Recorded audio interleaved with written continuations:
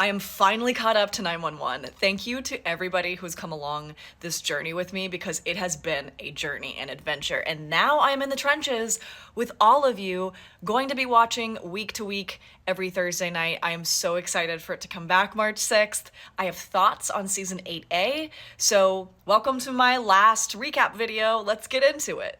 First of all, B-NATO was something that I heard about long before I ever started the show, and it was just as hilarious as I thought it would be. The actual NATO of it all was short-lived, but the bee situation gave me a new fear. I'm not even gonna lie to you. Like, why were they killer bees? Was that ever explained? Did I miss something? I'm like, why aren't they just normal bees? They had to be killer bees? Anyways, obsessed. Obsessed with it. I love how hilarious this season is. You know, this season is nailing comedy unlike any other season before. Like, 911 is great with funny stuff. It is a funny show from time to time, but there is something extra special about this season that I love. It's just a little bit more camp. It's just a little bit more dialed up, and I love it. I'm so curious to see what the second half of the season brings because oftentimes with comedy comes tragedy. So, Eddie's mustache, fine as hell. I'm usually not a mustache girly. However, I will make an exception for Eddie Diaz. I will. Absolutely heartbreaking watching Eddie try to put on a FaceTime birthday party for Christopher with Tommy and Buck. That was awful. The cringe that gave me was so immense. I was just like, oh, it's bad. It's bad. I am heartbroken over this storyline with Christopher. Like, I didn't think it was going to affect me as much as it has, and I need them to fix it ASAP. The first major plotline and emergency of this season was absolutely wild, which is normal for 911. But truly, I didn't think an airplane-related emergency was going to be as gripping as this one was, but they had Athena flying that damn plane. Of course they did. When Bobby found out that Athena was flying the plane, he's like, of course she is. I was like, that's all of us. Everyone's like, yeah, that makes sense. That makes sense, actually. What they did with Gerard this season was fascinating to me because I hate that character so much. But they did something interesting to him, which was after they made him they doubled down on him being a villain, which made me just want to punch him right in the face. They immediately then made him like comedic relief. Like, he's so villainous, he becomes funny. Like, I can't even put my finger on it, but what they ended up doing after the whole like body cam plotline arc, putting him on Hot Shots, hurting his feelings, like him just acting some type of way had me fucking rolling. That was so funny. Like, I'm just like, yes, torture the man. It's funny. Like, I can't even get into the Hen storyline, the Hen and Karen storyline with the custody of the foster kid and all that. Like, it made me sick to my actual stomach. So I am so glad they exposed that bitch because I was like, they cannot continue this all season. I'm gonna lose my mind. So I'm really glad they wrapped that up. The episode Masks was amazing because there you have a fun themed Halloween episode. It's funny, it's cutesy. You're like, oh, this is great. And then they wallop you with the most heartbreaking shit imaginable. Like, there was a couple seconds there where I genuinely thought they were gonna kill off Denny. I was like, are they gonna Criminal Minds this? Are they gonna kill off the kid? Like, he's getting old enough where I feel like they could do it, and I got scared. I was genuinely worried for a bit there. So that was horrifying. They continue to give Hen the most emotionally heart-wrenching plot lines you can possibly imagine. Like, she suffered enough, actually. She suffered enough. Stop it. Also, Buck getting the boils on his face and the whole back and forth with like him and Eddie and Tommy with the boils on his face and like the curse and like neither of them believing him. It was comedy gold. I just loved it. It was great. I'm having a great time this season. I truly am. But we need to talk about confessions. Eddie in a confessional booth? Yeah. Let's go. Let's absolutely go. This episode was crazy, actually. Like, I'm still thinking about it nonstop since I watched it.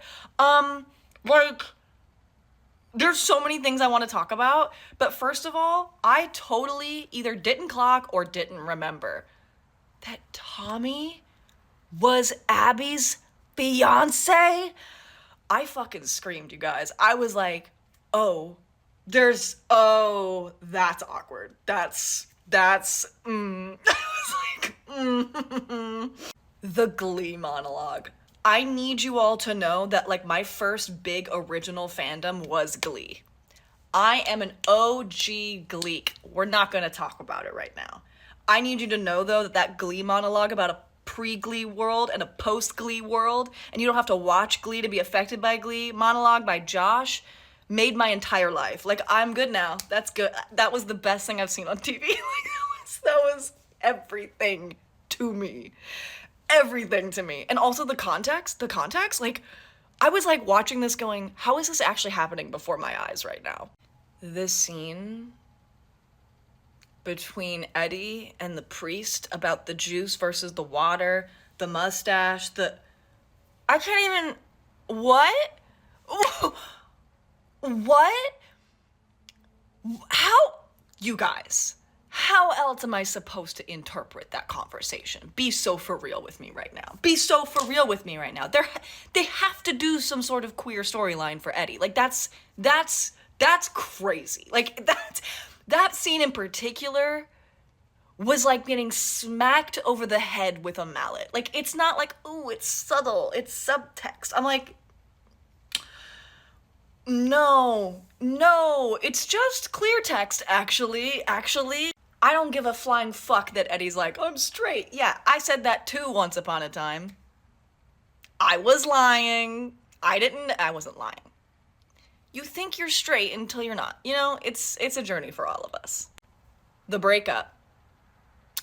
Wasn't expecting that this soon, to be honest, and I wasn't expecting Tommy to be the one to do it. That was actually kind of wild. I did not see that coming. I did not have that spoiled for me either. And it's a bit of a double-edged sword, because on one hand, you're like, he kind of has a point. And on the other hand, I'm like, don't presuppose what Buck feels. On the other hand, you can see that he sees that something's going on, and he has a right to protect himself. And on the other hand, this is a very, like, common trope for queer couples. It's very complicated. That scene and that circumstance is very complicated, and I don't have enough time in this one video to get into it. But I found that whole scene fascinating, especially the lead up to it. Where else could this be leading? Because right now I'm what's that I hear? Buddy Cannon 2025? Oh, is that what I hear? The risky business dance? Shaving off the mustache? Ooh, the symbolism, the symbols. Buck showing up at his door? Not a word said, he just walks right in with the beers? Man's half naked? The couch? Like, I don't need to spell it out for you guys, you know what I'm saying. Which brings us to Eddie Diaz moving to Texas. This was a plot line I knew about before I started the show, because it's just impossible to avoid that spoiler. And then the leaks came out the other day or the other week, and I was like, oh, he's definitely moving. So I thought it wasn't going to be as open-ended at the end of season 8A, given the spoilers we saw a few weeks ago. But anyways, he's moving to Texas. I'm devastated, but also confident he will find his way back to the 118 to LA. But I understand, given the Christopher storyline, like, he needs to go there, set his parents fucking straight, because they are crossing some major boundaries. He needs to get his kid, realize that that's not where they belong, and get their asses back to LA. So, I'm confident that's gonna happen. I don't know how long it's gonna take them to do that arc. I don't know how many episodes, but it's going to rip my heart out of my chest in the meantime. I actually can't watch Eddie leave. I don't know if I can do it. Actually, I don't know if I can do it. The look on Buck's face on the couch when he is, like, realizing that Eddie really is looking for houses and is going, no. No, actually, no. How about, no. So yeah, anyways, I'm out of time, but season 8A was incredible. I'm so excited for 8B, you guys. Let's go. Buddy Cannon 2025.